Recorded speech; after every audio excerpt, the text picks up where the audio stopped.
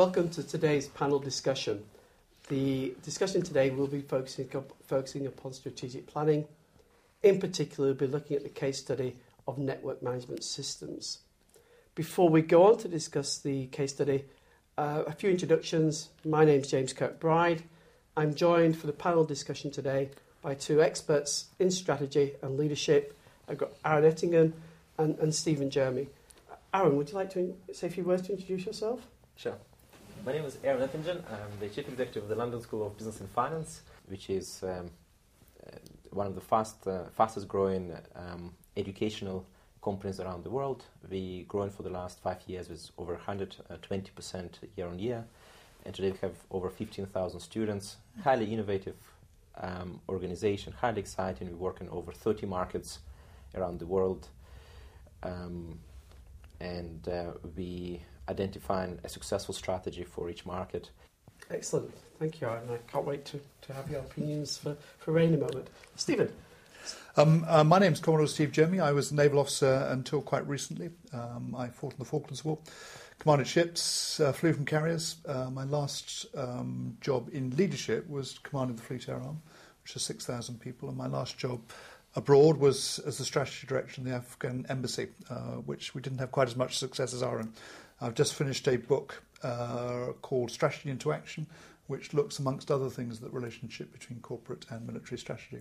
The problem the panel are going to discuss today and the solutions it's going to look at are those relating to Ray's assessment of the risks that the organisation faces and the various choices that are on the table, the various options that are available in respect of how he responds to those risks, both in terms of the strategy and the type of organisation that emerges and develops in the future. If I can turn to you first of all, Stephen, the solution A seems to be an obvious solution, one whereby Ray decides with the organisation to consolidate, to return to those areas of the activity where there's less competition and where they seem to have particular strength. Is that a correct assessment? Yes, I think it is. I think that's a characterisation of it. You could call it a consolidation strategy, or to a certain extent it's a defensive strategy. Although it would depend on how he did it. If he were, for example, to, as we've talked about in previous discussions, to actually sell off or parts of the business and just focus on this one and see his way through the crisis, then clearly this is a consolidation strategy in that respect. Actually, doesn't necessarily mean that the other ones are mutually exclusive, but this, to my mind, is concentrating on those areas where he's got real strengths and where he'll probably see his way through the crisis if he's sensible. Is that the point? It is a sensible strategy. Yes, again, I mean, it's very difficult to say without actually having the market sat in front of us and looking at it. But to me, it depends. I mean, the alternative is to go onto the offensive, and there are some of those in the later ones which you'll probably want to come on. But this is, I would say, a consolidation strategy, defensive, to get him through the crisis. Okay.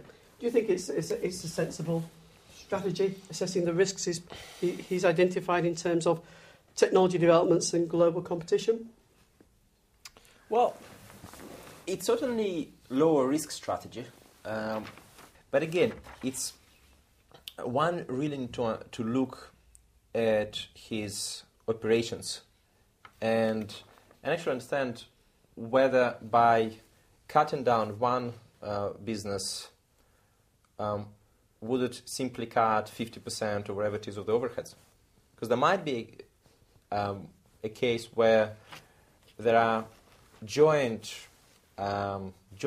there are costs which attributed to both businesses, and there are synergies between two businesses, whether it's through research and development, management, and so on. So, on a face of it, it does make sense. But that's an interesting point you raised, Aaron. Actually, sometimes it's difficult to identify those core competencies when it's interrelated to other activities, because these other developments are clearly part of the entrepreneurial mindset and development. Is that true? Is it often difficult to identify the core competencies? I think it's can be reasonably straightforward to identify the core competencies, but it's actually working out how they relate to where you sit, your positioning. So, to my mind, Identifying what you're good at is one thing, but actually it's working out where it fits in the market and whether or not that market's going to change. So yes and no is the answer. Happy to identify them, but how does that match? And how does that match where I want to go? Yeah. And I often think with an entrepreneur, the difficulty is to let go. If you've got this and it's related, difficulty is to let go. So let's not let go. Rather than be defensive, what about the offensive? What about solution C? What about growth strategy? Well, the growth strategy is a tricky one. Because on one hand, Ray's company is in financial difficulty. So what he really needs to consider is cutting costs and perhaps reallocate resources. So cutting some of the costs and perhaps investing in a little bit more aggressive in sales and marketing. But investing into Europe is a very expensive expansion strategy. Investing in expanding in the UK, where there's 1% market share, good reputation, Queen's Award, it would be certainly more appealing. However, again, just looking at European markets, just so attractive. Just looking at the figures, such a healthy market. But it would take time, which he doesn't have. It would take resources, which he doesn't necessarily have. So I wouldn't rule out to expand, but I would do it through partnerships, or I would have a sound business plan and take it to a strategic partner, a backer, have a sound franchising strategy. I just wouldn't do it myself. In his position, if he had cash pillows, just different performance for the last 12 months. Yes, it's interesting because I thought for one moment you're going to say consolidate, stay as you are, and I thought that's not the entrepreneur I know. And then typical entrepreneur, don't let go, let's expand. What do you think, Stephen? Expansion strategy? It's a balance. There's clearly higher risk in this, actually, but I think the word that I pick up on that Aaron uses is time. How much time has he got? Often we forget about time and how time plays into strategy. How long is this going to take? And is it going to see him through? So to my mind, the risk is as much in time as in resources, actually. You know, he may be able to get the resources around him, but will he have time to use this strategy to get him in? So to me, this is an offensive strategy. It's high risk, and it will depend on, ultimately, it depends on judgment, like all strategies. So time's the issue here for me, and how that plays into his thinking. High risk, low risk, defensive means on that appetite. What about B? Is B a solution, operating inefficiencies? Isn't that a natural part of what we should be doing? I didn't really see B as a strategy, but actually I can't, unless there was significant time and effort to be spent in this, actually, I don't see why you wouldn't do it anyway. It's the sort of thing, why wouldn't you want your business to be efficient? This is total quality management, really. So to me, it's just good business practice. The problem is sometimes, and you see it very often in the public sector, something like this is presented as a strategy, whereas to me it's actually tactical. It's actually making the business more efficient. It's just good practice. But again, I'm not knocking it, but in terms of this isn't. It's not defensive. It's not offensive. It's just making the business more efficient, actually. And it's something I want to do routinely, as long as it wasn't taking up too much of my resource. Yeah, it's an interesting point you make. I don't know if you come across it, Aaron, but quite often people say our strategy is to have an efficiency drive. Is it a strategy? Well, it can be a strategy if you're operating in a sector where you compete not in differentiation, but through price. Then yes, saving that 1p in production is a strategy. And for Ray, I think a strategy can be consolidation. A strategy can be driving efficiencies through. And it's a relatively small company, and he needs to invest his time. His time is an asset, just like his money. And the strategy can be focusing on offshore and nearshore and exploring cheaper ways to get it from A to B. What I also say, it's an entrepreneurial business, so it's a lot to do with psyche as well. what we have here, we have two businesses. Now, a lot of the times entrepreneurs, or not just entrepreneurs, there are situations where, well, there are two businesses to run. There is one business which I enjoy more, and there is one really good cash cow. And the second business, well, it can do fantastically well, but it doesn't have to do fantastically well to it's not a question of survival. So sometimes in these situations, what can actually help is to have a dedicated driver to whom that means absolutely everything, that particular business unit.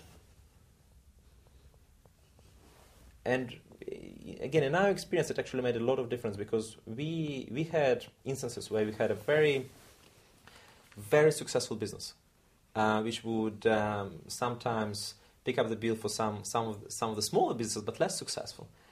And we would not be as aggressive and as dedicated to grow that particular business, which potentially could have really good potential.